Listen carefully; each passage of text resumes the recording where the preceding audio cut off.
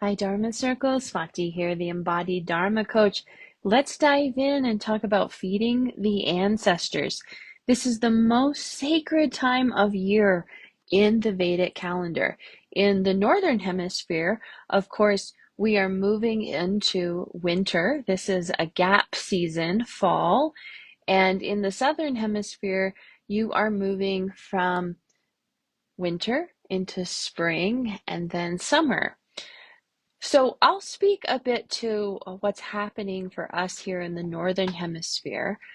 This right now is a death process, and even for those of you going into spring, it's still a death process. These gap seasons are so powerful. It just so happens that we recognize in the Vedic calendar that the fall season is the most important gap season. This is moving us into Mahanavratri, the 9 day and night celebration of the Divine Feminine. Right now, we're still in Pitrapakshu, and this is the 2 week celebration of the ancestors. Pitrapaksha is known for um, enlivening and activating the spirit world and giving us access to the ancestors and our ancestral support and guidance. The veil is very thin right now. It's getting thinner. The ability to touch the spirit world, to work with the spirit world, and access the ancestral realms is very strong right now. When we get closer to Navratri, when we enter Navratri, this is when nature is in deep transformation. It's understood that nature is awake and alive, that Shakti is enlivened. It's also a very sensitive time. This is a Sandhi period. Sandhi is gap. It's the gap between the spirit world and the material world. And fall and spring are both these Sandhi times of year. If you have Sandhi planets in your Jyotish chart, these are planets that are at 28 degrees all the way to 30 degrees. If you have a planet at 0 to 2 degrees, this is considered Sandhi. So in the gap, they're in the netherworlds. This is where we are right now in the seasonal shifts in the Vedic calendar. We are in the Sandhi time of year. It's very sacred, but yes, we are in the nether worlds. And I find this time to be, yes, very sacred, and everything is slowing down. This is spiritual in nature, but at the same time, very delicate and vulnerable. So we want to take care of our health. Of course, this is an ideal time to do cleansing. From an Ayurvedic perspective, this is the time of year to do your cleanse. And we're supporting that cleansing, that release, that purging, that digestion, physically, mentally, emotionally, and spiritually. Nature is actually supporting this transformation and this release. Spring and fall are when the sap starts running in the trees. And think of that like your microchannels. So the toxins, the fluids in the body, they're starting to flow because the channels are opening and they're awake and they're alive. So this is the best time of year to be supporting that release and that removal of toxins in the body because the sap is already naturally flowing. And so, of course, Ayurveda has many powerful protocols, gentle protocols to support the seasonal shifts and the body with this natural cleansing and clearing process. So, of course, I'm going to recommend Ayurveda for this time of year because it is so wise and intelligent. Um, it knows exactly how to treat this sacred gap cycle. And I find that Shakavansya Ayurveda in particular knows how to make these micro adjustments with food and diet and lifestyle and herbs to support the body cleansing without harm. We don't want to have any sort of detox crisis from forcing or pushing toxins out of the body and rupturing dhatus and shrotas and microchannels with push and force. We want this to be gentle, and nature's already supporting us in this. So Shakavansya Ayurveda is a wonderful resource for extra support. This is also, of course, the time to deepen our ancestral work and strengthen our connection with the ancestors.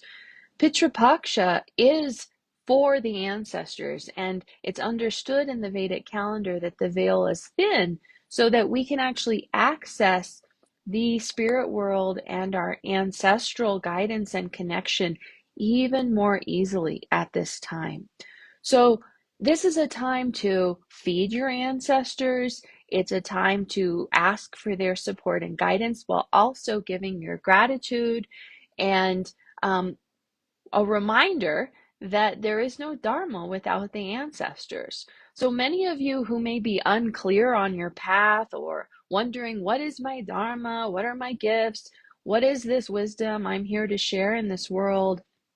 The first thing you need to understand is, where is the ancestral team of support? Are you in relationship with the ancestors? Are you working with your ancestral team? 9 times out of 10, I would say every client that has ever come to me wanting Dharmic support and guidance, this is the number one thing that is missing for them on their path and on their Dharmic path specifically. They don't have a relationship with their ancestors, or there is undigested grief with many of their ancestors, and as a result, they're not able to access the gifts and the wisdom from this particular part of the lineage, or maybe it's mother's side or father's side, and they're missing that connection. And so they can't access the gifts that are coming from this part of the lineage. So Pitra Paksha is a time for us to strengthen this ancestral team of support. This 2-week period, and for this particular year, October 2023, the dates for this are September 28th all the way to the 13th of October. So we still have another 10 days or so, and then we go into the 9 days of Mother Divine, Navratri. This is Maha Navratri. This year, Navratri, and it always starts with the new moon, but it starts this year with a solar eclipse. And then we go into this 2-week gap of an eclipse cycle that closes on the 28th of October with a lunar eclipse and a full moon in Aries and Ashvini. And then right on the tail end of that, we have Rahu and Ketu moving October 30th for a brand new 18-month cycle, a transit. Rahu is moving into Pisces, Ketu is moving into Virgo. I'll be sharing a lot more about that in the coming weeks. But to understand that October is a powerful month of change and transformation, but on the spiritual level. So this is not a material world success kind of month. This timing and this gap, this transition, this movement, as we go into Navratri and then an eclipse portal, and then the changing of the nodes, it's a very spiritual, sacred cycle, and it's moving you closer to your body. If you're paying attention, if you're doing the work, you're noticing already things are slowing down. There's a gentleness arriving. This is the time for spiritual work, spiritual development, and in particular, grief work. And listening to the grief that is moving and arriving, what is showing up emotionally. And we support the digestion of emotion through the physical body, of course. Again, that's why we cleanse from an Ayurvedic perspective, why we cleanse at this time of year particularly, because we want to support that digestion of emotion. When we digest emotion or the undigested emotion, when we support that in transformation and release, it allows us to be clear and focused and to have mental clarity, particularly. The ancestral component requires that you're doing your grief work. Dharma requires that you're doing your grief work. In fact, this time of year is very dharmic for that reason. Doing your grief work, doing your ancestral work, cleaning the body supports your dharmic path and the clarity that and the vision, the insight, the knowing, the self-trust that is required for your dharmic path. 75% of your karma is ancestral. So that's 25% of your karma that comes from mother and mother's lineage, 25% of your karma that comes from father and father's lineage, 25% of your karma comes from the 9-month gestation period and the birth process itself. And then 25% of your karma, you and your soul and its previous incarnations, that comes with you as well. So 75% of the karma that you're working with in this body and this life is ancestral. It's epigenetic. It comes directly from your family line. And again, your gifts, as well as your challenges and your grief, come directly from the lineage, both mother and father, and what's happening in their bodies when you were created, as well as in utero, and then birth and post-birth, and as you were shaped and reshaped all along the way. Their bodies, what was happening in the environment, this shapes you. So there is no Dharma without the ancestors, and Dharma in and of itself, if you are on a Dharmic path, you must be doing grief work. Grief work is required every step of the way. And ancestral work. What is your relationship with your ancestors? A good thing to be asking yourself right now is, what are you growing? And what are you weeding out? What seeds are you planting? What are you sowing right now for a harvest, a plentiful harvest in the coming cycles, the coming seasons? And what needs to be weeded out? What needs to be let go of, released, purged? Now is the time to do that work. And the thing is,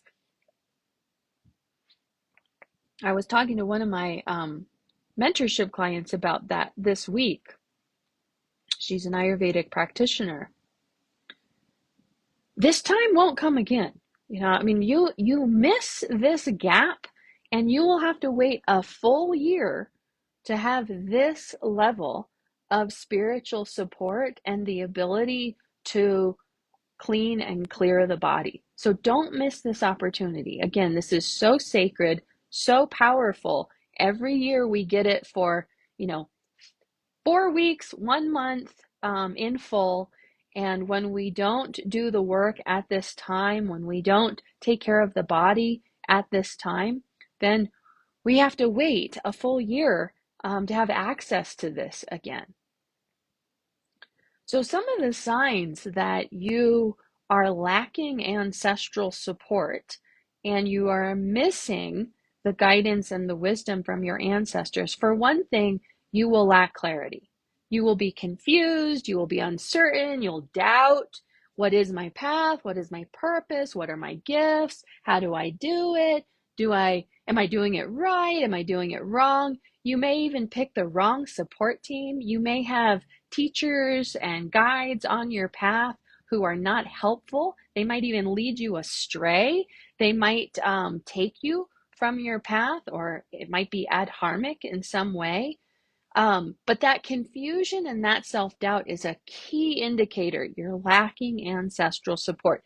There's some undigested grief clogging the channels of the ancestral body, keeping you in this doubt and this lack. Another thing to consider is people who constantly have obstacles on the path and they can never seem to move ahead. Maybe it's chaos or calamity after calamity. This is another indication your team of support is lacking. Your ancestors, there may even be an unwell ancestor that is challenging your path.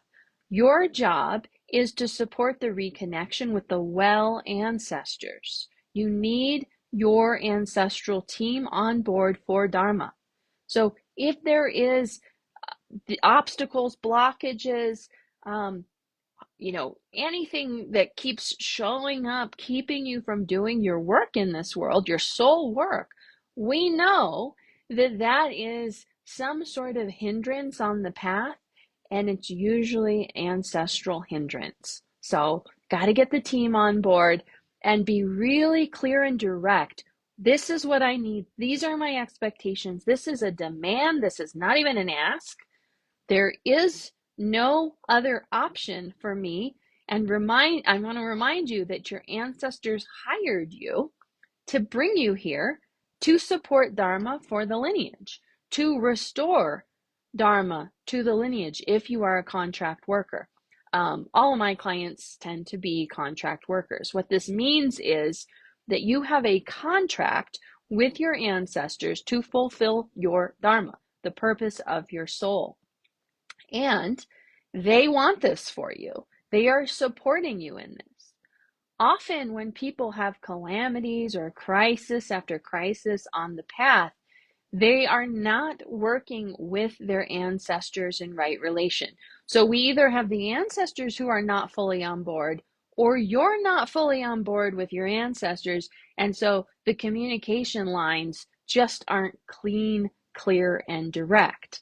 This is where we have to start feeding the ancestors and making our demands clear, cleaning up the contract, making sure we're in right relationship with the contract and what the request has been in this lifetime, what your needs are.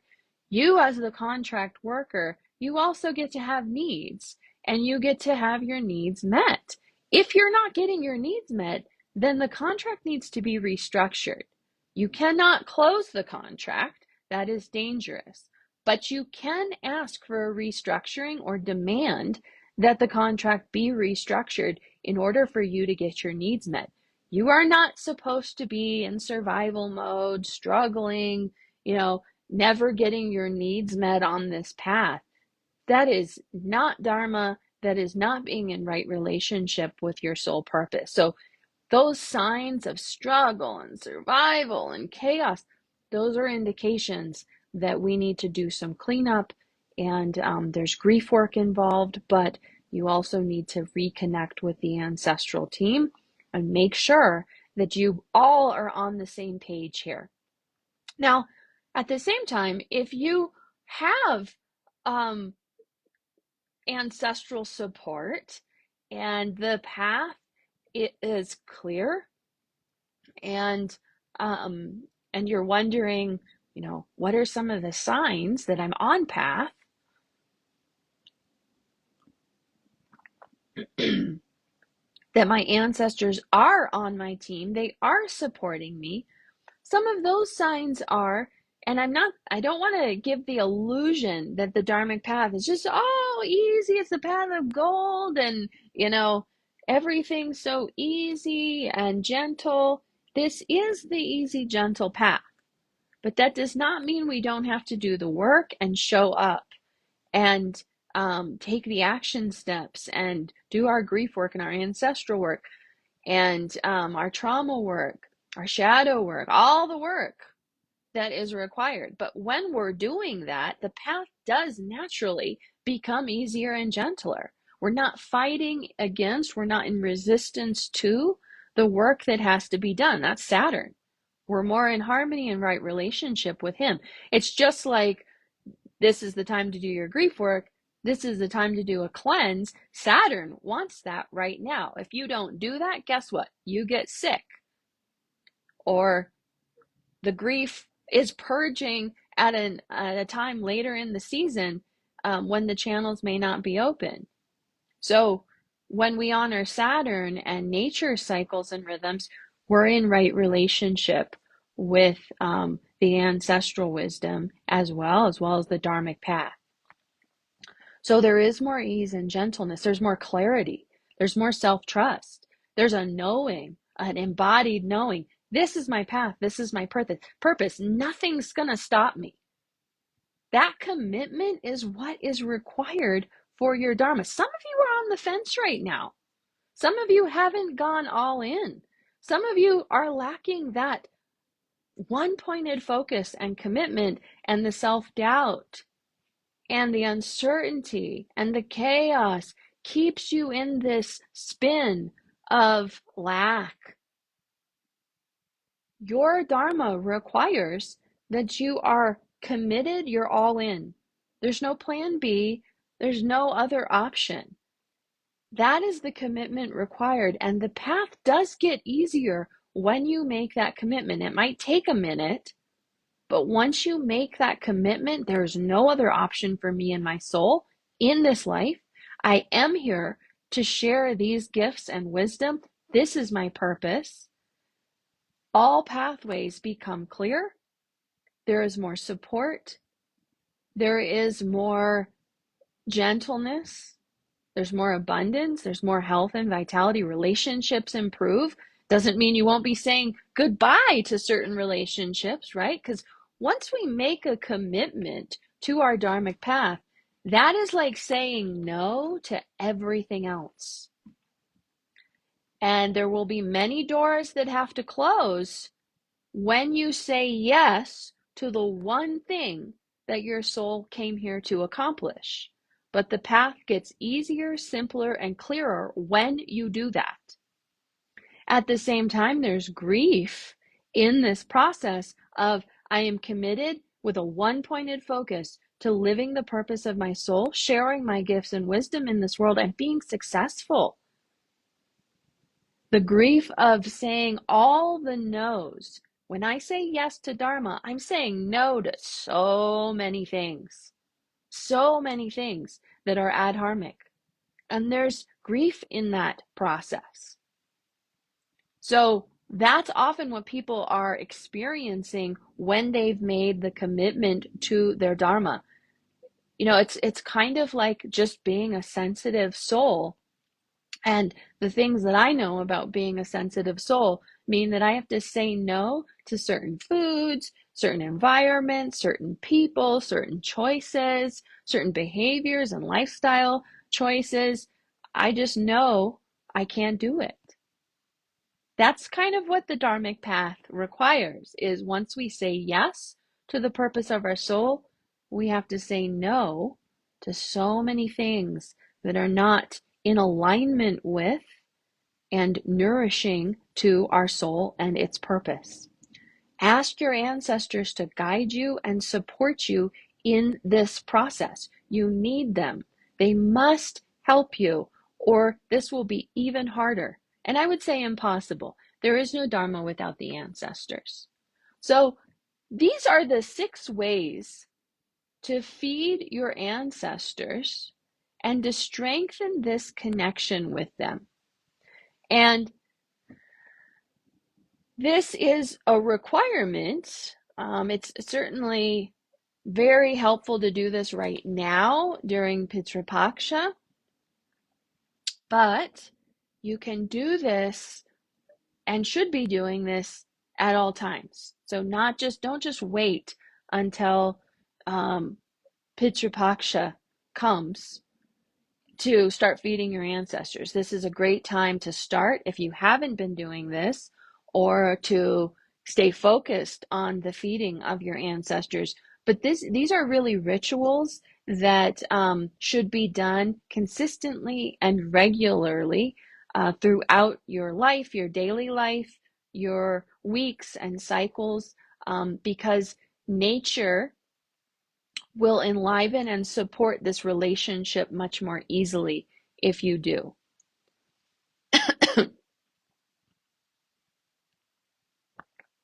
So, if you need, excuse me, I'm just like thirsty and sipping my hot water. I feel, and then I'm hot. Oh, yeah, the body is all sorts of things right now.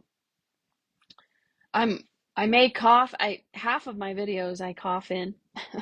It's from so much. I've been talking so much lately with the Jyotish course promotion. I'll say more about that in a moment. But we still are gathering people for my Embodied Vedic Astrology Jyotish course, and we have a few spots available still.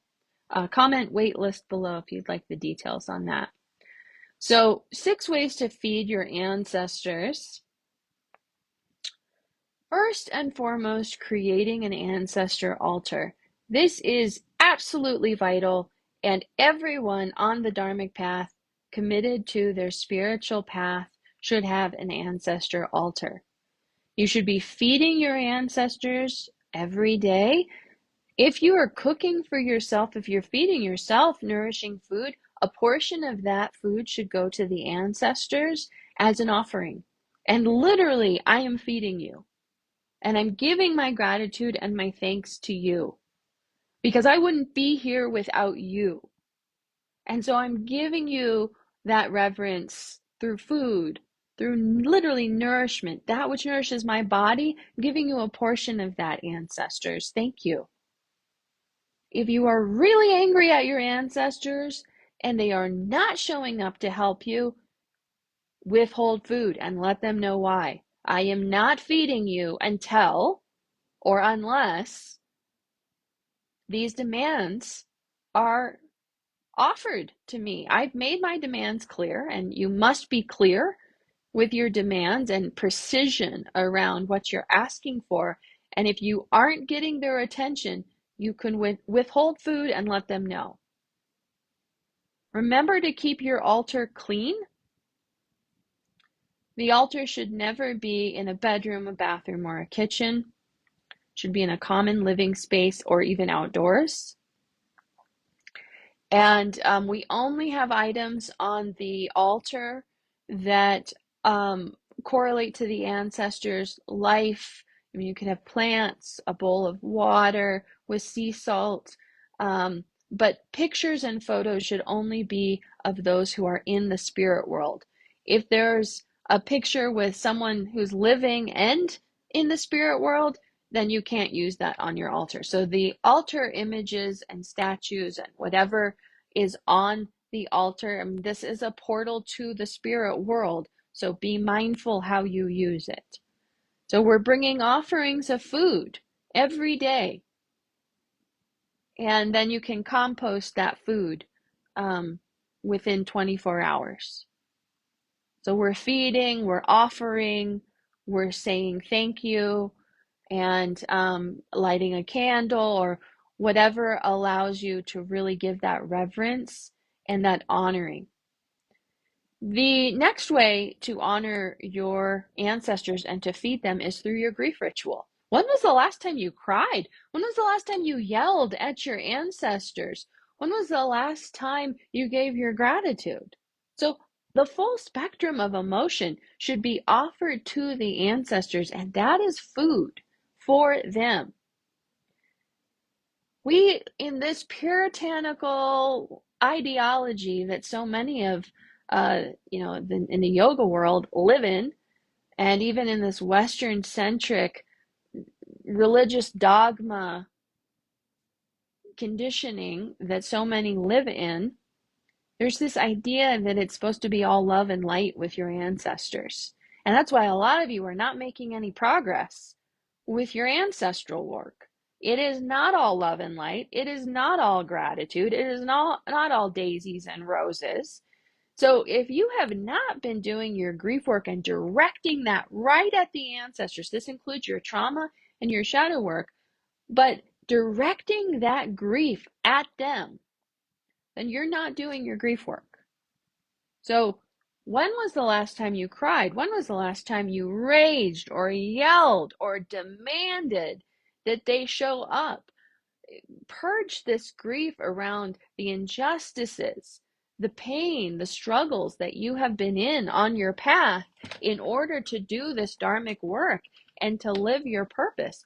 When was the last time you offered your suffering to them? That is required. That is part of your grief work, and it's part of your cleansing. Okay? So many of you need to amp that up a little and be more intentional in where you're directing that grief. Anytime you're doing healing work, you should be holding in the back of your awareness, this is for the ancestors. I'm doing this for you and with you. That's how you feed them. And that's how you really do your healing work. Because remember, 75% of your karma is from them directly and a result of them and their actions, their choices, their behaviors, and they handed it to you. I don't know about you, but that's a lot. That's a lot to hold and a lot of grief. The grief work that I've had to do this far in this body, in this life, it's incredibly hard and painful. And it's actually because of them. And I won't let them forget that. Like this work I'm doing right now, this pain, this suffering I'm in, it's because of you. And yeah, you better help me with this. That's the whole point of this journey that we're on together. So be clear, be demanding, and make sure that you direct that grief towards the ancestors, because the work that you're doing now is a result of them.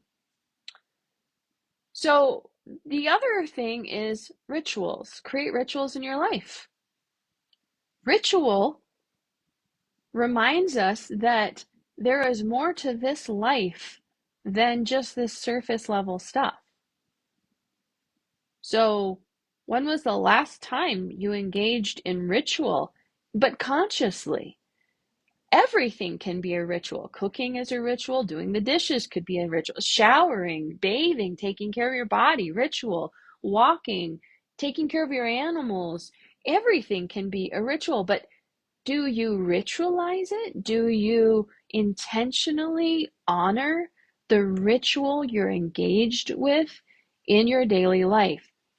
This time period we're in right now, this thinning of the veil, if ever there was a time to be in reverence to ritual and in honoring of ritual, it's now.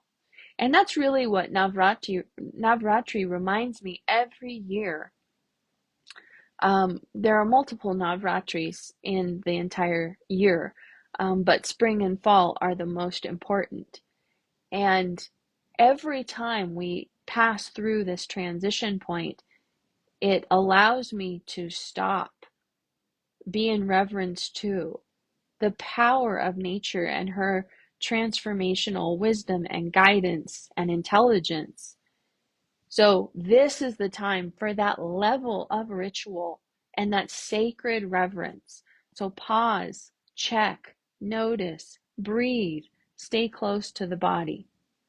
The next way to feed the ancestors is just spending time in nature. Nature is spirit. Spirit is nature. They're one and the same. Every day, I mean, you really should be in nature. You should be spending time in nature, soaking up the Shakti, allowing your body to connect with rocks and trees and earth and animals and the elements. The elements are the ancestors. Most indigenous wisdom, it comes from nature. All indigenous wisdom comes from nature. And the Veda and the Vedic tradition is no different. It's indigenous wisdom. It's rooted in nature. And nature allows us to connect with spirit and the ancestors very easily. And rocks, especially ancestral wisdom, trees, that which is ancient and old. So spend time in nature. And of course, the last way to feed the ancestors is through your Dharma. When you're doing your Dharmic work, you are feeding the ancestors on every level. Your Dharma is pure sattvic food for them. Dharma doesn't always mean it's happy and enjoyable. No, I mean, like I've already shared, there's grief work, there's trauma work, there's shadow work, there's body work, there's spirit work, there's all these layers to the amount of work that you're doing on your Dharmic path. It's courageous work. To be committed to your Dharma takes immense courage and commitment in this time of darkness, Kali Yuga. So to commit to your Dharmic path is the most powerful gift to your ancestors. Remember, they hired you to fulfill the Dharma of the lineage. They want this for you. So by you going all in and committing to your purpose and the gifts, enlivening the gifts and the wisdom of the lineage, they want this. And they are here to support you and guide you on this path. All you have to do is show up, say yes, and say, I'm committed. I'm all in. I'm all in.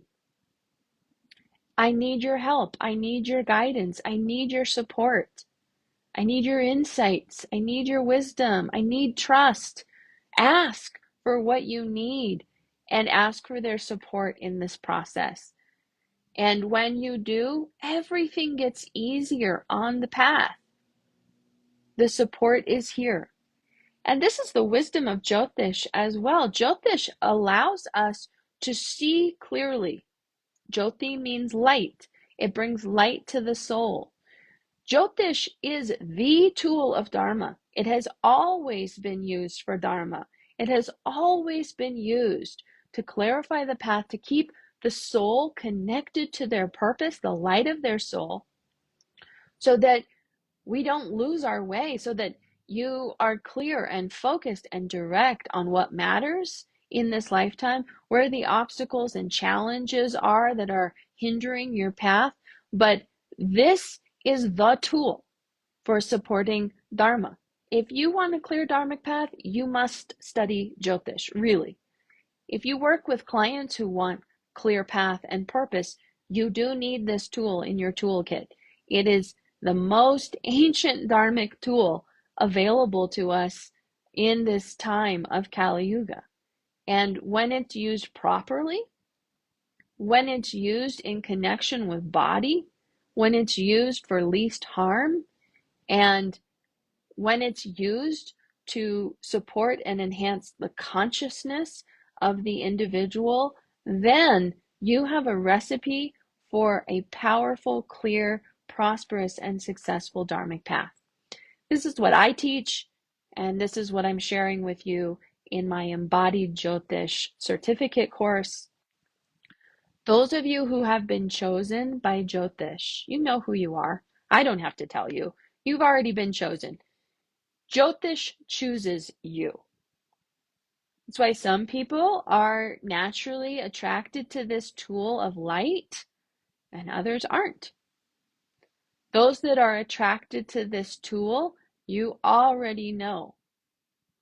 Don't let the pragya parad, the mistake of the intellect, the doubt, the doubting mind, the confusion, the adharma, don't let that overpower the truth of this light and the light of who you are. Those who commit to becoming a Jyotishi and the path of a Jyotishi, it means you're committing to light. You're committing to awakening the light of your soul and awakening the light of other souls. That's a high honor. If you've been chosen by this sacred tool, that's a high honor. Do not turn your back.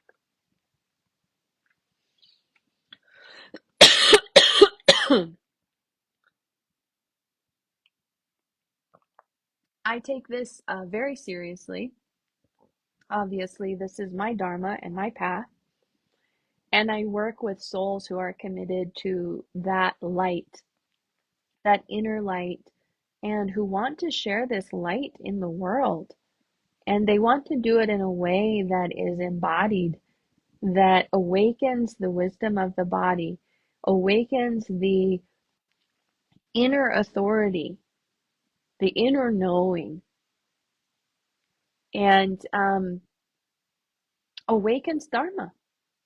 So we can't have Dharma without body and the body wisdom. We can't have Dharma without the ancestors. And Jyotish is an impeccable tool, a tool of precision for Dharmic awakening, awakening the light of the soul, enhancing your body wisdom, healing and transformation. My God, if you just want clarity and focus for your healing journey, you don't get, it doesn't get any better than Jyotish. So those of you who want the details about my course, comment waitlist below. We do start next week, and I'm trying to get as many people in the door as possible. I need to go answer all the emails that have come in over the last several days. We are gathering, and it is an incredible group of healers and Vedic scholars, those who have been working with Ayurveda and Jyotish and Vedic science and other healing modalities, and they meditation and Reiki and all these other healing tools that support awakening and body wisdom. They want to enhance their Jyotish studies so that they can really share even more light and wisdom and transformational healing wisdom for their own path, but also for their clients. If you already know you're ready for this level of awakening, self awakening, and awakening your body wisdom and growing in your toolkit and your gifts and your wisdom, then join us in the Embodied Jyotish Astrology course. This is a certificate program. It's also about creating and growing a prosperous Dharmic business. You will leave this process with a complete return on your investment through practice sessions, and you will have the structure in place to grow a six-figure Dharmic business. If that's your choice, you will have the resources and tools to do that. That's what we're doing in this process. Prosperity and clarity for your path, your purpose, and your Dharmic business. Join us. Comment waitlist below. I'll send you all the details. We still have a couple spots available, and we start next week. Feed your ancestors. Feed your ancestors. And I will see you soon. Bye.